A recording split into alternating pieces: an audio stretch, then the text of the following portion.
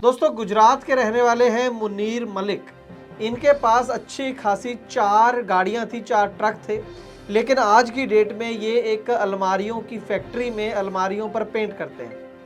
वहीं पर गुजरात के ही अब्दुल रहीम थे, इनके पास भी एक ट्रक था, अच्छा खासा चला रहे थे, लेकिन आज की डेट में ट्रक नहीं है और चाय की दुकान चलाते हैं।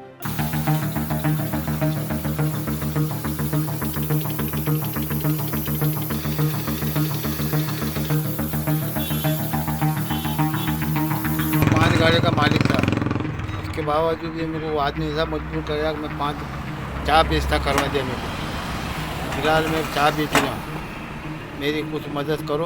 प्रशासन से मेरी रिक्वेस्ट है कि मेरी मदद करें। ऐसा क्या हुआ मुनीर और अब्दुल के साथ, ऐसी क्या गलती कर दी, वो बताऊंगा आज की इस खास ग्राउंड रिपोर्ट में। लेकिन दुख की बात यह है कि जो गलती की है वो पहले भी बहुत सारे लोगों ने करी है और ट्रांसपोर्ट टीवी पर बार बार पिछले 3 साल से ज़्यादा का समय हो गया, बार बार हमने आपको वार्निंग दी, बार बार आपको सलाह दी कि ये गलती मत कीजिए, मत कीजिए।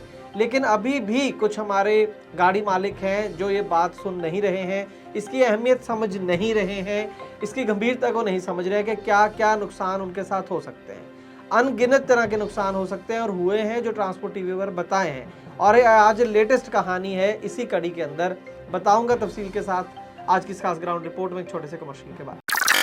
अपने साथियों को भी डाउनलोड करवाएं ट्रांसपोर्ट मॉल ऐप, ताकि उनको मिल सके ट्रांसपोर्ट टीवी की 3 गुना खबरें, भारी बचत और भरोसे वाला वाहन बीमा, मुसीबत में काम आने वाली ट्रांसपोर्ट हेल्पलाइन। अभी डाउनलोड करें transport mall app Google play store से।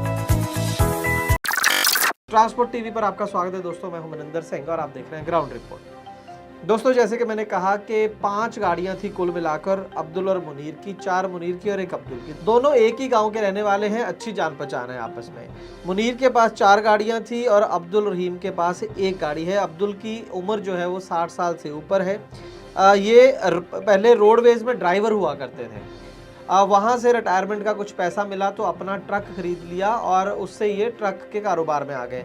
वहीं पर मुनीर मलिक 51 साल के हैं और इनके पिता रिटायर हुए थे किसी गवर्नमेंट जॉब से और उनको जो पैसा मिला था उससे ये ट्रांसपोर्टर बन गए। एक ही गांव के, जान पहचान थी, इकट्ठे मिलकर एक तरीके से काम करते थे। और यहाँ पर मैं आपको बताऊं दोस्तों कि गुजरात के अंदर एक जगह है छोटा उदयपुर, वहीं के ये दोनों रहने वाले हैं मुनीर और अब्दुल।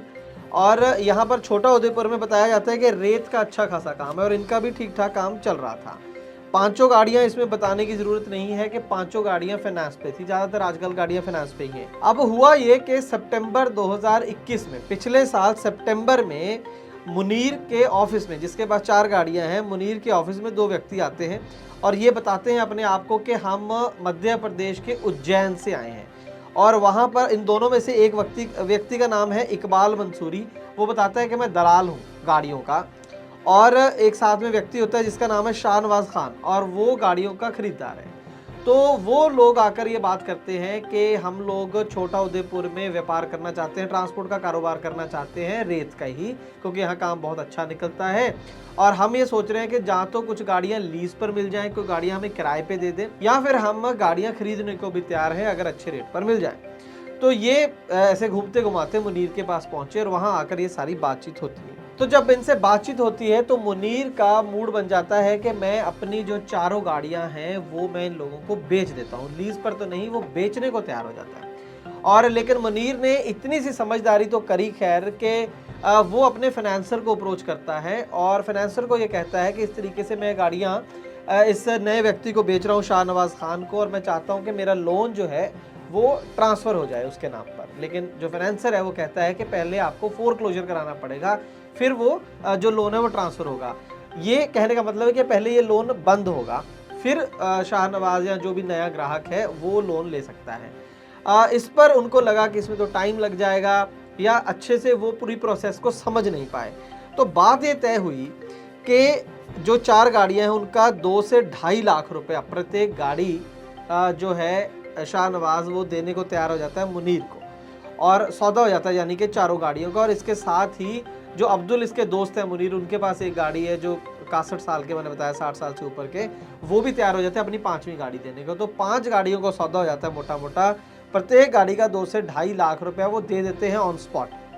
और एफिडेविट पे गाड़ियां बेच दी जाती हैं। एफिडेविट पे लिख लिया जाता है कि ये हमने गाड़ी ऐसे ऐसे करके ले ली है, और ये तय होता है कि एक हफ्ते के अंदर अंदर जो नई पार्टी है वो फोरक्लोज करा देगी, यानी कि वो जितना भी उसका लोन जो पेंडिंग है वो भर देगी और उसके बाद गाड़ियां उनके नाम पे ट्रांसफर हो जाएंगी।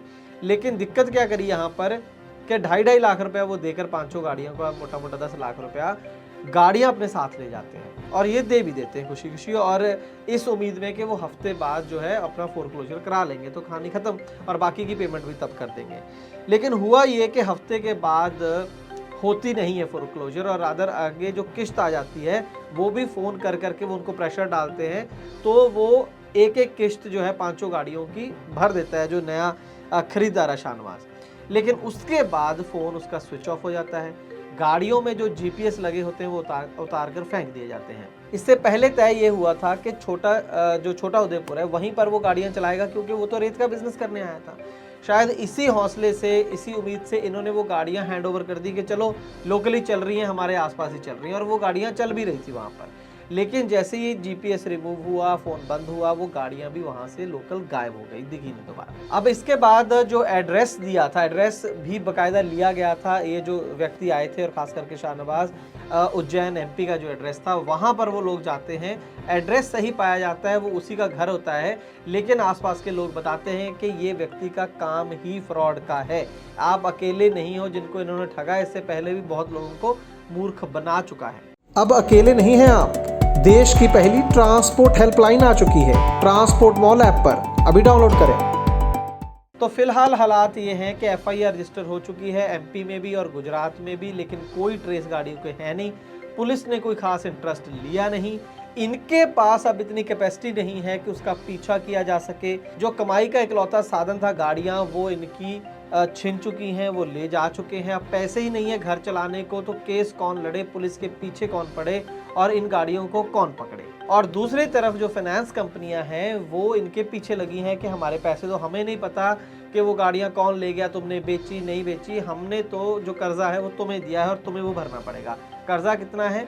5 गाड़ियों का मोटा मोटा जो हमें बताया गया वो ये है कि 90 लाख रुपया भी इनके ऊपर पेंडिंग है, और 5 गाड़ियों की जो मार्केट कीमत है इस समय जो हमें बताई गई है वो 1 करोड़ 30 लाख के करीब है। अब अगर हम ये मान लें कि चलो 1 करोड़ 30 लाख की गाड़ियां हैं और 90 लाख रुपए उनके ऊपर लोन है, तो 40 लाख रुपए तो इनका खुद का भी बीच में लगा हुआ है। उसमें से करीब करीब 10 लाख रुपए इन्होंने शुरू में उनसे ले लिया, जो उन्होंने बताया कि 2 से 2.5 लाख रुपए प्रत्येक गाड़ी हमने ले लिया।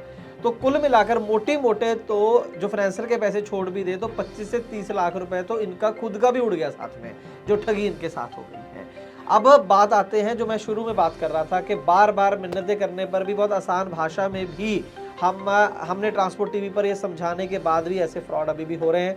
बहुत से लोगों ने सीखा है, लेकिन बहुत से लोगों ने अभी भी नहीं सीखा है। मैं फिर दोहरा देता हूँ कि गलती इसमें, आप भी वीडियो को पॉज करके जरा सोचें गलती कहाँ पर है। कई व्यक्ति ये सोच रहे होंगे कि गलती इसमें क्या है, 2 से 2.5 लाख रुपए भी ले लिया, उसका एड्रेस भी ले लिया, एफिडेविट पर डील कर लिया, अब इससे ज़्यादा व्यक्ति क्या करे। और वो उन्होंने फाइनेंस कंपनी में भी अप्रोच कर लिया था और उन्होंने कहा कि पहले फोरक्लोजर कराओ पहले, यानी कि पैसे भरो, उसके बाद ही हम लोन ट्रांसफ़र करेंगे दूसरे व्यक्ति के नाम पे। तो जी गाड़ी बेचने वाला आखिरकार करे क्या? बहुत ही आसान रास्ता था अगर मुनीर और अब्दुल सरा ध्यान से सोचते। उन्होंने क्या बोला था? बैंक वाले ने ये बोला था कि आप पहले लोन भरो, और फिर इन्होंने जो डील करी तो वो जो नया ग्राहक था वो क्या कह रहा था? वो भी ये कह रहा था कि मैं 1 हफ्ते में फोरक्लोजर कर दूंगा। इनको क्या बोलना चाहिए था नए ग्राहक को? उनको सीधा सीधा ये बोलना चाहिए था कि आप 2.5 लाख रुपए प्रत्येक गाड़ी दे रहे हो, हमें नहीं चाहिए, आप 2.5 लाख रहने दो, आप सिर्फ 1-1 लाख रुपया दे दो चाहे, और ये हमने आपकी अमानत के रूप में गाड़ियां यहीं पर इस जगह पर मैंने खड़ी कर दी हैं, ठीक है, मेरी कस्टडी में है, मैं चलाऊंगा भी नहीं।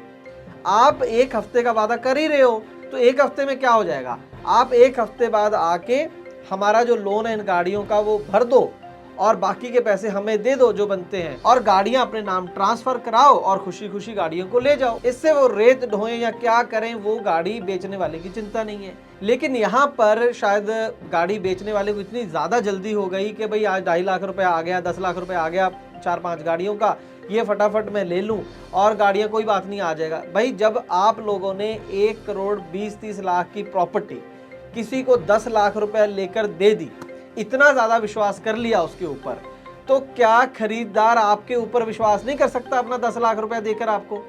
समझ रहे हैं मेरी बात। और गाड़ी बेचने वाला कहाँ भाग जाएगा, उसका तो वहीं पर बिजनेस है, घर है, तो वो भी तो विश्वास कर सकता था। अगर हम ये कहें कि विश्वास की बात थी तो विश्वास फिर गाड़ी खरीदार भी कर सकता है ना, जरूरी थोड़ी है कि गाड़ी बेचने वाले को विश्वास करने से, और वो भी इतना बड़ा।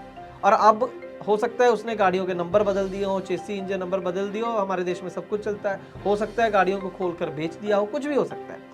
कुल मिलाकर गाड़ियां अब ट्रेस नहीं हो रही हैं, और हालात ये है जैसे मैंने बताया कि एक व्यक्ति अब चाय की दुकान चला रहा है, एक मालिक, गाड़ी मालिक से, एक ट्रांसपोर्टर से, और दूसरा 4 गाड़ियों का मालिक अपने ही भाई की अलमारियों की फैक्ट्री में अलमारियों पर पेंट कर रहा है। दोस्तों, अगर आप नहीं चाहते, भगवान ना करे ऐसा किसी और के साथ हो, लेकिन भगवान भी कुछ नहीं कर सकते जब तक हम खुद समझदार नहीं होते। तो कुल मिलाकर दोस्तों एक बात पल्ले बांध लीजिए, अगर आपको ट्रांसपोर्ट का धंधा करना है सक्सेसफुली और चाहते हैं कि कोई ठगी ना हो, तो किसी को भी अपनी गाड़ी का पोजेशन नहीं देना है जब तक गाड़ी उसके नाम पर ट्रांसफर ना हो जाए। हम क्या करते हैं, हमें लगता है कि ग्राहक हाथ से ना निकल जाए। यार कुछ नहीं होता है, गाड़ी बिक जाएगी। रादर ये होगा कि जो इस तरीके के फ्रॉड ग्राहक हैं वो आपके पास नहीं आएंगे, जेन्युइन ग्राहक ही आपके पास आएंगे। जिसने गाड़ी लेनी है वो इस बात को समझेगा, अगर उसके पास पैसे हैं तो वो जमा कराए पहले बैंक में, आपका लोन बंद कराए, फिर लोन अपने नाम पर ट्रांसफर कराए या ना कराए आपकी टेंशन नहीं है, उसके बाद वो गाड़ी अपने नाम पर ट्रांसफर कराए और फिर गाड़ी ले जाए। तो आज नहीं तो कल यही मॉडल अपनाना पड़ेगा हमारे देश के गाड़ी मालिकों को, नहीं तो इसी तरीके से ठगियां होती रहेंगी। आपकी क्या राय है कमेंट सेक्शन में बताइएगा। उम्मीद करूंगा कि ये जानकारी आपके लिए लाभकारी साबित होगी और आप इसको मानेंगे। ट्रांसपोर्ट टीवी देखने के लिए बहुत बहुत शुक्रिया। ओ गड्डी जांदी है छलांगा मार दी। ओ बंटी, ये डीजल, ये इंजन ऑयल कहाँ से आए? भाई ट्रांसपोर्ट टीवी देखने से। पर मैं तो हर रोज 2 घंटे ट्रांसपोर्ट टीवी देखता हूँ, मुझे तो कोई गिफ्ट नहीं मिला। भाई मैं समझ गया, तू ट्रांसपोर्ट टीवी देखता है यूट्यूब से या फेसबुक पर। मैं ट्रांसपोर्ट टीवी देखता हूँ ट्रांसपोर्ट मॉल ऐप पर, जहाँ पर ट्रांसपोर्ट टीवी देखने से मिलता है फ्री डीजल और मिलता है इंजन ऑयल। अरे वाह, मैं भी डाउनलोड करता हूँ ट्रांसपोर्ट मॉल ऐप और इसी में देखूंगा ट्रांसपोर्ट टीवी, यानी खबरें भी और इनाम भी। हाँ, ट्रांसपोर्ट टीवी देखना मतलब जानकारी भी, लाभकारी भी।